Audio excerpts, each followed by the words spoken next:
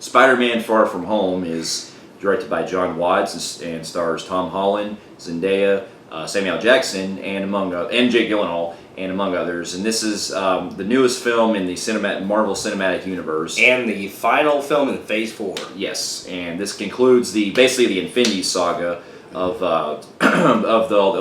basically all the other phases that they've gone through of Marvel Cinematic Universe. And this story we deal with Peter Parker, Tom Holland, who he's pretty much going on a field trip, science field trip overseas to go to Europe. And along the way, he gets contacted by Nick Fury, who tells him about basically there's these like weird forms of elements that are coming out that are taking different forms of like water, fire, and everything like that. And he enlists the help he recruits him with Mysterio, Quentin Beck, who's played by Jake Gyllenhaal. And basically, they have to pretty much save the world and help out, while on the same time he's trying to get involved with getting close to MJ from Spider-Man: Homecoming. Yeah. Now, basically, have his own. He wants to kind of take some time off from being a superhero since the events of fighting Thanos. Yeah, and that becomes a pretty big plot point in this when you can see the legacy that was left behind in the last film. Yeah. Now, here's some backstory. Now, as we said, this is the newest film in the cinematic universe. It's also the newest Spider-Man movie that we've been getting for a while now. And I can honestly say that even growing up and looking through all Marvel and everything, I've always been a big Marvel fan growing up. And I've always loved all these movies that they kept doing with the Marvel Cinematic Universe and stuff. But Spider-Man to me has always been probably my favorite Marvel character growing up. Yeah, he's one of mine. Yeah, I would say he is my favorite too. And going back to a little bit of backstories with the other Spider-Mans, you had Tobey Maguire, which the first two were great. Yeah, well, especially 2, I think, was the best. But 1 really doesn't hold up too well. 3 was pretty much killed it. Yeah, but 2 I still hold as like the best out of the franchise. And then Andrew Garfield's 2 movies, which had potential, but they both poorly executed. Yeah. So then got Tom Holland, which to me still to this day I will say, Tom Holland is the perfect Spider-Man and Peter Parker. He's the perfect. Absolutely. Absolute my favorite. Yes, he is absolutely my favorite too. Not counting just Civil War, but everything that he's been doing through all these movies, including the Avengers films. Like, I'm always on board with whatever his character brings in this franchise. Yes. And when I saw the previous, now when Spider-Man: Homecoming came out, I will admit that when I first watched that one, I really enjoyed it. I didn't put it like as far as like the best Spider-Man film, but because to me, I always consider Spider-Man 2 my favorite. With that one, I still appreciated that they were doing something where he was still fitting into high school and stuff, and I liked Vulture in that. Yeah, I liked Michael Keaton as Vulture as well. I unfortunately had some problems with it while it was still good. Like, I thought they went with Flash really badly. Yeah, I will admit that, yeah. Zendaya's SJW stuff was really overdrawn in the film. And Shocker was really a mess with anybody to be a Shocker. Yeah, that was didn't really care stupid. for a lot. So there was a lot of stuff that I was a little disappointed with, but I still overall enjoyed it as a Spider-Man. Yeah, and then with this one coming out, I'll admit, with the first time I seen the trailers, I was a little skeptical at first because, like, it's not that I wasn't really thinking it was going to be good. It's just that from the vibe, because I didn't realize this was going to be set after in Avengers Endgame, we didn't really know where this was going to fit in the timeline. So I was still under the impression that, okay, maybe it's going to be just another prequel I to the other film before Infinity War. Seeing that they're going over to Europe, if you guys remember Infinity War, he comes back on a bus, and I thought that's when that's what I thought too. And I thought maybe if they would have done that, that would have probably been cool, but I can see why they did it. And there's reasons why, because they really dig deep into what happened in Endgame in this one, so I can see why they didn't. Yeah, and then so after, but what really got me interested the most too with this movie was them finally getting Mysterio in here, because I always wanted to see him in a live action film. We've seen him in the comics and in the animated shows and video games, and he's definitely up there as like one of my. Well, he's not one of my favorites, but he's underrated. He's very underrated as a villain, I think. And I'm glad that he got to to see more attention for the first time. Yeah, and I was so glad they finally got him because, man, I mean, they never would cast him ever in a live action. Yeah, believe it or not, they came close. They were back when Sam Raimi was doing the original trilogy. Mm-hmm. He was hinting that Bruce Campbell's character was supposedly Mysterio because you notice how he's playing 3 different characters in every film. Yeah. There were fans' theories that suggest that he was supposed to be Mysterio in the 4th movie. Oh, that they wanted to play. That'd been kind of cool. I would have thought that. So.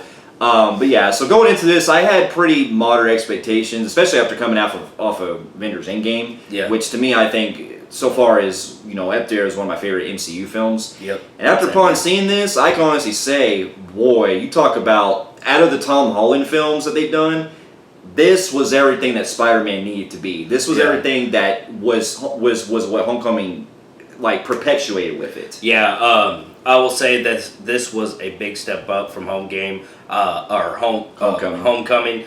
He knows that how I feel with Homecoming, even though I still enjoyed it. But I felt like this was the right direction. Not only that, it's right direction in a different way because you guys remember Amazing Spider-Man 2 with Andrew Garfield, how they deal with the love and then the villains, and that's what they did again with this, but they balanced right in this. They did that too in the Raimi films, but the structure of this, I felt like going into it was kind of similar because I'm not going to spoil anything, but there are certain elements that both movies have that kind of go back and forth that you can make comparisons with. Yeah. But anyway, I can honestly say I really, really enjoyed this film. Yeah, I really enjoyed this film a lot too. I mean, there's going to be some little cons I have with it, but overall, it was really good. It was a step up from Homecoming, and with that being said, the performances were great, and the Zendaya girl as MJ, I will tell you right now, wasn't on with her in the first movie at all. But here, they balanced her out. This was actually a good balance, and I thought that we got more of her character that I enjoyed. Because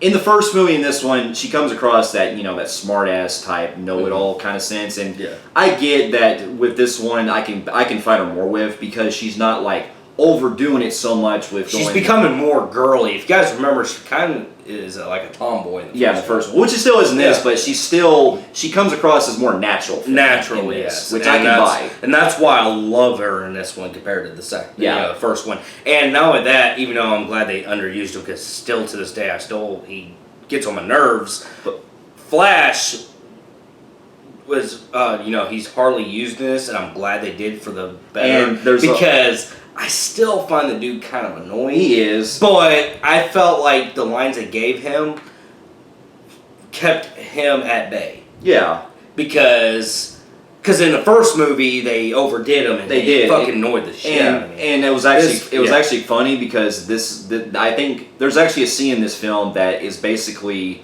a way of getting back at the audience because there's actually a scene where Peter accidentally hits him in the face, and I was like, thank you. We needed that. Knocks him out. Yeah. Fuck, we needed that. Yeah. But the biggest spotlight I gotta give the most is Jake Gyllenhaal. Jake Gyllenhaal. He fucking nailed it as Mysterio in this. I loved him as this villain.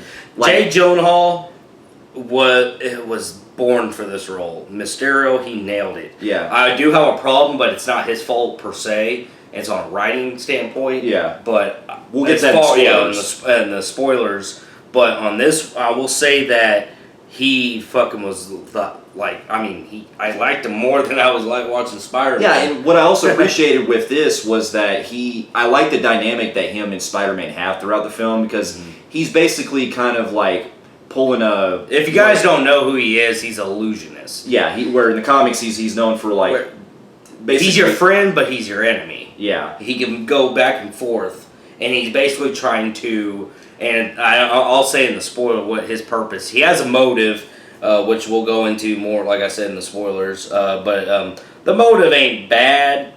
But we've I thought maybe the same in a way. Yeah, seen it the same, and I thought maybe the motive and the with Vulture was a lot better. Yeah, I will give you. Yeah, that's but other than that, Mysterio, I felt like the performance-wise and everything. No offense to Michael Keaton, he did great as Vulture. But I felt like Mysterio. Yeah, he really took it. Yeah. But I also got to give it to this too is that the film also explores the more of the callbacks with Peter Parker reminiscing of Tony Stark and how he basically was giving him to basically become like him and everything. And they bring a good theme of basically legacy. And how legacy, to. And they actually it happens mainly toward later in the film, but. They actually, the first time in this universe, they push how Spider-Man has to come up with things on his own. Yeah. And he has to come to a point where he can't just rely on just, people having to be around him to help him out. He has to basically make his own responsibilities. And it was very emotional seeing the opening monologue with Tony Stark. Yeah. Sad passing. It was. And they now confirm Captain America is dead. Yeah. So. And it's also... Which you already kind of knew because he was dying of old age. And he was and that was basically, when he was sending off, was hinting that, I'm about to pass away, so I'm got to do this real quick. Yeah, but it's also... I mean, this is kind of just a nitpick, but I can see why... If in my mind it would have been cool if this was the last film that Stan Lee did before he passed, but I get why they couldn't get to this one, but it would have been cool as a good remembrance. It was good that we got him in Endgame. Yeah, that was Endgame, the final one. Yeah, but I mean, other than that, I also got to admit the visual effects they use and in some of the sequences where it shows Mysterio, I got to admit was fucking on point. It made me feel like I was watching like the live action version of. Well, it's separate, but it kind of reminds me of like Scarecrow from the Arkham games. Yeah, going that in detail, like the visual effects in this film for one is good. Mysterio looks badass. The sequences with the elements and all that. Yeah, CGI was rendered awesome. It was perfect. But like you said, I loved what they did with Mysterio digging deep like he's Scarecrow. Yeah, where he is fucking with his mind. Yes, hardcore. And I will get a nitpick earlier. Well, I'll get through it right now because it's really not a con.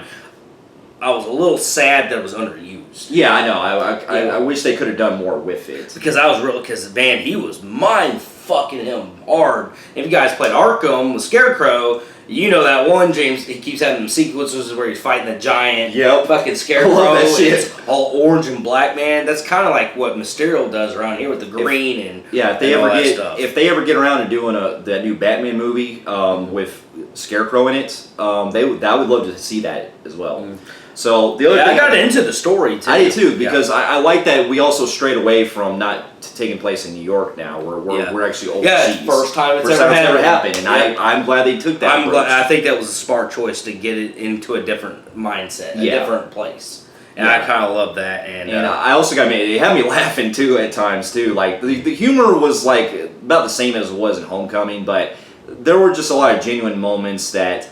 A lot of it has to do with when he's going through, like, fucking with his classmates and stuff, when he's having to make excuses. Yeah. And it was not only that, I like the thing, if you guys haven't caught on, it should be really a movie spoiler, but with Jon Favreau trying to fuck his AMA, and then he has to question him, like, what's your intentions with my hand? I thought it was pretty funny, I actually kind of like the humor more in this one than I did in the last one. And my biggest praise, I gotta admit the most, is in the end, we get probably the best mid-credit sequence that had, like, the most, like, surprising things that happen in it that I was like, my fucking jaw just dropped. I'm not going to say completely what it is, but we get somebody who gets to join possibly this universe, and he was so memorable in a previous films back in the day, and I was so fucking happy, and I'm looking forward to them using him again. Yeah, me too. I would like to see how he is towards Tom Holland. Yeah. So I'm glad because I think that was a smart fucking choice. That motherfucker was born to play that role. And you guys stay after the post-credit scenes. It's awesome. Yeah. It's worth it. Yeah, and so this movie was just everything that I really enjoyed so much with Spider-Man, and I'm open with them doing as many as they want. And in fact, when they get to doing the Venom sequels and stuff, I hope they do a fucking crossover with it. Oh, they're planning. Hopefully, it goes through. But any cons? My only minor con is now that I think about it, the backstory on Mysterio was kind of. It was. I wouldn't say it was bad, but it was very glossed over.